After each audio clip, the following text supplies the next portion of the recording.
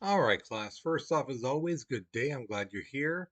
So, today we're going to be talking about how life was for the soldiers in the trenches and basically what the Germans did to basically tick off the Americans. All right, so we're going to get into that today. So, your objectives today, we're going to analyze the life of soldiers that they had in trenches, and we're going to examine the different types of diseases and things that um, soldiers got while they were in the trenches. And then we're gonna, well, the last part doesn't really apply anymore to you guys. Um, so here is your warm up picture. Basically, what I'm asking you is simply this: analyze this picture. All right, look at the guys in the front, the back, and the sides, and things like that. Do they look like they're ready to fight? Let's say like the enemy was like 50 yards away. Do they look ready to you? Why or why not? You know, so give some evidence to show, like, if you say yes, they look ready, explain why. If you say no, they don't look ready, explain why. Okay, don't forget the why. Okay, that's where you get your points from. Okay, so um, pause the video, think about it, write your response because we're moving on in three, two, one.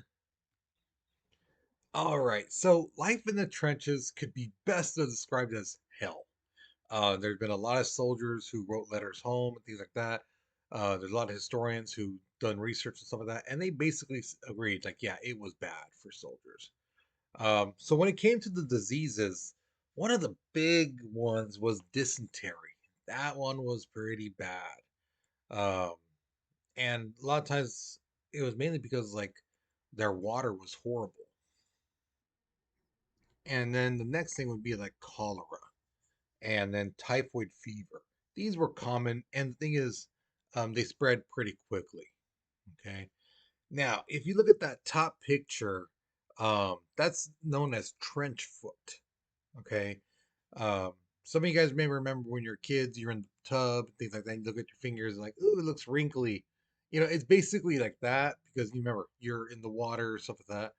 But with trench foot, it wasn't just like a 1 day thing and all of a sudden you got it. No, no, this was constantly, your feet were constantly wet, so basically your feet, the skin, that was dead tissue, and then like the nerves would die and stuff like that, and it would spread across your foot. It would fester and grow, and try to go up your leg.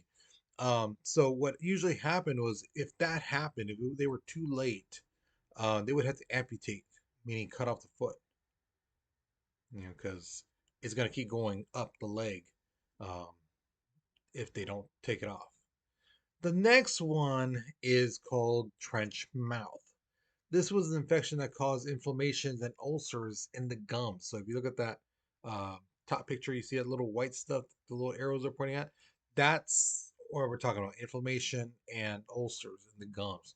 Um, from what I read, that from a soldier that I guess had it, he was saying that it was like painful, excruciatingly painful to have. Some student in class asked me, "Well, do we have cures for this stuff?" I don't necessarily say cured, but we have like ways to fight back against dysentery, cholera, typhoid, trench foot, trench mouth. There's ways to prevent it, and there's medicine you could take, but to like cure it, so like it's gone forever, no. Okay, there's no cure for that, any of that kind of stuff. Okay, but there's way to prevent it. Now, one of the most interesting things was, this is the first war where shell shock is recognized as, like, oh my gosh, this person's not a coward like people thought, like back in the day. It's that they realize, like, it's in like the mentalness, it's in the head, that the soldiers are paralyzed, their nerves are shot. you know Before World War I, when a soldier would basically experience PTSD, or post-traumatic stress syndrome, as we know now, uh, stress disorder, I'm sorry. um, we know now, like, hey, this person's gone through trauma, and their nerves are just shot, and it just paralyzes them or scares them, or makes them like fight or flight type of thing, But before World War One, they basically saw these guys like when they were crouched up, just like this, when they heard explosions and things like that, they saw them as cowards. They're like, oh, "Get up, you coward! Why you're crying? This and that. Get up! It's be a man and fight." But this was the first war that they realized, like, yeah, it's in the head, and these guys' nerves are shot. You know, um, so they diagnosed this as shell shock. And as the years went on, it changed to what we now know it again as PTSD. Okay. Now, here's another interesting thing with all the diseases and stuff like that that soldiers got. This is the first conflict, the first war in world history since the dawn of time where more people died from battle than diseases. Because people died more from diseases, soldiers, civilians, things like that, all the time compared to what the fighting was. Uh, but this is the first time more people died from fighting than diseases because now at this point in World War One, we knew more about medicine. We knew more about trying to fight back against infections and things like that. So we knew more instead of like how they did in the old days. Like if you got a bruise, they put a leech on you and say like, okay, let the leech suck out the bad blood. We now know there's no such thing as bad blood. You know, so yeah. Now, how did the morning and the whole day look like for a soldier? Well, early morning at the crack of dawn, they were on sentry duty. Soldiers had to be prepared to attack at dawn. This was considered like the best time to attack. It's right when the day is still kind of dark, but light's going to come out. So if they're going to attack, this would be the great time. Um, so they were basically given an order: either stand to, which meant, hey, we're not going to attack, but we're getting set up as if the enemy is going to attack. So we're going to wait here, set up our guns, things like that, and wait for them to attack. The other order was over the top, means we're going to attack. Okay. Now, did every soldier, every time they do this, did both sides like one attack, one was on the stand to? No. Sometimes both sides were on stand to orders. They were just waiting for the other side to attack. Neither one did. Sometimes one would stand to, one would go over the top. Okay. And sometimes both sides went over the top. Both they met in no man's land and fought. Okay. So let's say they did a stand to. Okay. After which their inspecting commanding officer would do an inspection on their rifles, on their kits, and on themselves. As like you see in that top picture, that commanding officer is looking at their feet, making sure that their feet are dry, that they're not just letting them sit in the water and things like that and get trench foot. He made sure that their rifles were clean, that there was no like mud in there and things like that. And, you know, so after all this, they inspected all the soldiers. They basically then go to mealtime. So they would get their little ration of food and alcohol, because remember, sometimes the water was contaminated, the water was nasty. So they figured alcohol would be better to give it to them. Now, we're into the afternoon time. So they had chores they had to do, right? Just like you do on the weekends. So a lot of these guys had to fill in sandbags, put against the wall, because sometimes they would slip down, they had to repair them. Sometimes they had to dig new trenches, try to get closer towards the enemy, things like that. And again, sometimes when water got there at the bottom, they had to pump out that water from the flooded section, take out buckets and toss it over, things like that. Okay, because again, they didn't want soldiers to be standing in water, puddles of water, for hours on end. Okay.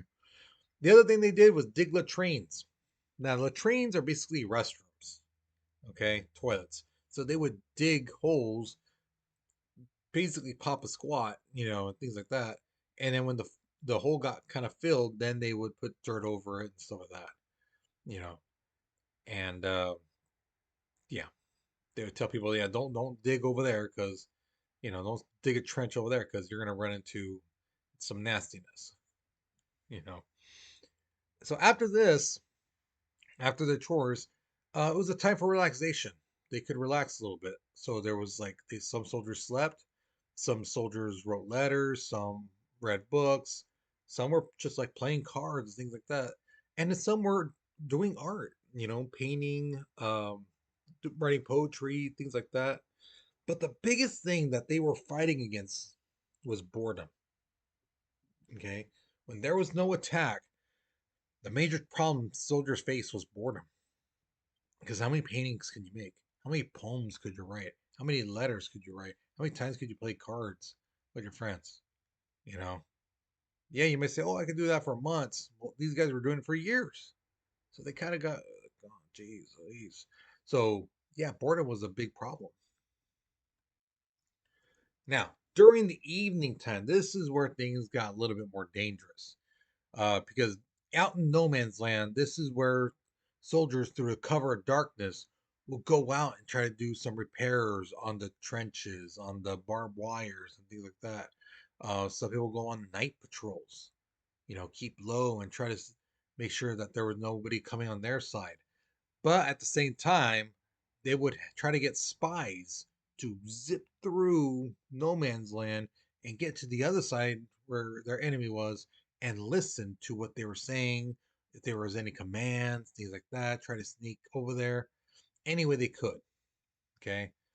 And then also to watch and listen for troop movements, see if they're digging more one way to the other. Are they coming are they coming forward? Are they running away? They're trying to listen and see as much as they can. Now, did they fight at nighttime? Yes. Was it all the time? No. Because again, remember, it's nighttime. They have the cover of darkness, but it's nice when the other people can't see you and you can see them. But when both you guys can't see each other, then yeah, that's pretty tough. And you might accidentally kill one of your own men in all the confusion, and stuff like that. Another big thing was rats would fall into these trenches. Now, the rats been out in no man's land, right? They're out and about throughout no man's land. There's dead bodies everywhere. Because remember, soldiers just couldn't go out there and claim their dead soldiers, their dead, friends, because the other side would pop a shot at them. So if someone died or someone was injured, they had to be out there, in no man's land. A lot of times those guys would die. Um, But rats would come through and start eating these bodies of the dead soldiers, dead horses, and things like that. So they would eat, and they loved it. Sometimes they would use the bodies as shelter. They would eat inside, the side of somebody, and then live inside their intestines and things like that. And while they're living there, they're also eating. They're enjoying life. So the rats sometimes would fall into the trenches, and these things were as big as like house cats. They weighed anywhere from 11 to 22 pounds. So like a sack of potatoes. Um, so when they would fall into the trenches, they'd be going around, looking around, this and that. And they see a soldier like sleeping. They don't see like, oh, he's sleeping. They're like, ooh, that's food. It's a dead person. So imagine like a 22-pound rat crawling up you and then start biting your face, your nose, the ears, because again, those are the softest parts, you know, of your face, so they're climbing up and trying to bite that stuff. So yeah, it was bad. Um, and like I said, when it rained, the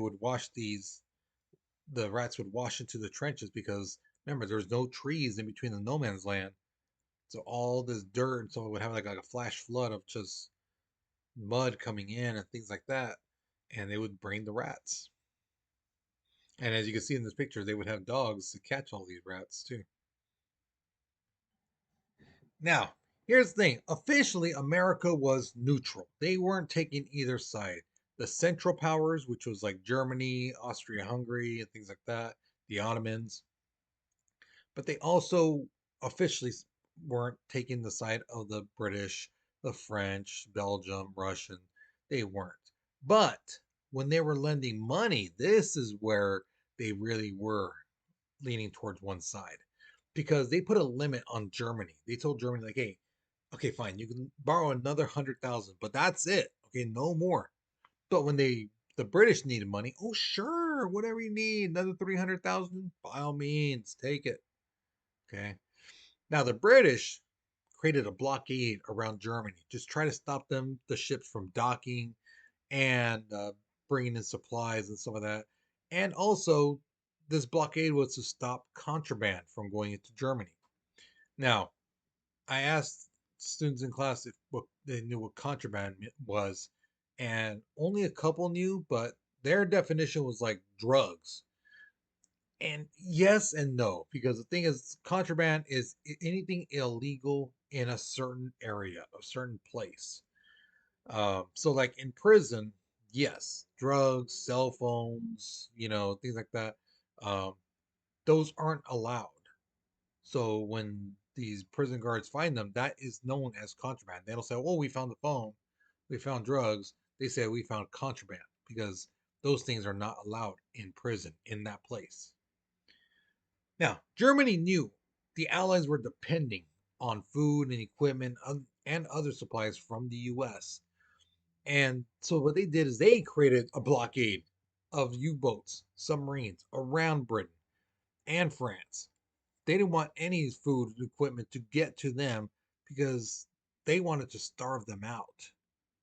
They figured, oh well, if they have no food, then they'll starve. Then their people will say, why are we fighting? We're about to die. We should, get out of this war. So that was the plan. Now, on February 1915, Germany announced that they were going to attack any ships without warning. The U-boats, the submarines, were going to any boat coming towards Britain, France, they were going to sink them. So on May 7th, 1915, a German U-boat shot a torpedo at the British passenger ship called Lusitania, which is in that top picture you see right there. This Lusitania was basically like the Titanic. It was a cruise ship, and the uh, like 1,200 people died, including 128 Americans. Now, the American government and the British government were like, "Oh my God, how dare you guys? These were people on a cruise. They're trying to enjoy life, and you guys sank this ship." Um, and the Germans were like, "No, no, there was guns, there was ammunition, there was stuff on that boat. It wasn't just a passenger ship. It wasn't just a cruise ship." So the American government and the British government were like, no, no, no, no, no. That was a passenger ship. That was a cruise ship. And we find out later in history, that yeah, there was ammunition. There was guns in that boat, and the Germans weren't lying. The American government and the British government were. Okay. Now, March 1916, a German U-boat shoots a torpedo and hits the French passenger ships called the Suez. Okay, and several Americans were injured, and that's a picture of it from the bottom you see right there. Okay, um, and the thing is, Germany realizes, oh man, we're ticking off the Americans. So to avoid them from siding with the British and French and some of that, they basically give this pledge called the Suez Pledge, and which they said we are no longer going to attack these cruise ships, the passenger ships. You know, we'll pop out. We'll tell them, hey, we're aiming right at you. Stop your ship. We're going to get on and make sure there's no weapons and things like that in this boat. That is just passengers. Okay. All right. So, like I said in the last video, um, and if you were in class, I basically told you guys as well. There is no more question. Basically, that's now an exit ticket question. And since you're at home more than likely watching this, you can't do an exit ticket question because you're not in class.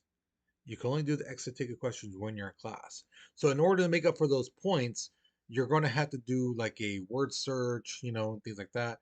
If it's like your first time missing class and you're only making up one thing. But if you end up like have to make up like 3, 4 exit tickets, you know, then you're gonna have to do like a Achieve 3000 worksheet, something like that. Okay, because it's gonna be more. Okay, you can't do 4 word searches. That's not going to work. It's only 1 word search you'll be able to use. Okay, and do. Okay, so if you end up taking 4 of them from me, getting having your friends take other ones so you can do them, you're only gonna get credit for 1. So you're basically just wasting your time and wasting paper by trying to do 4 when only 1's allowed. Okay. And if you're not listening to this, I'll just be pointing this out to you. If you try to say, well, I did 4 of them, I'm gonna say, well, did you watch the video where I explained that stuff where, you know, uh, you can't do that? Probably didn't. So that's why I'm doing this right now. So I can basically point this out to you and say, like, hey, I told you on the video, but you didn't listen. So that's your fault. Okay. So, with that being said, guys, hopefully you learned something new. Hopefully you enjoyed this lesson. So, you guys, you take care, you be safe, and I'll see you guys later, okay?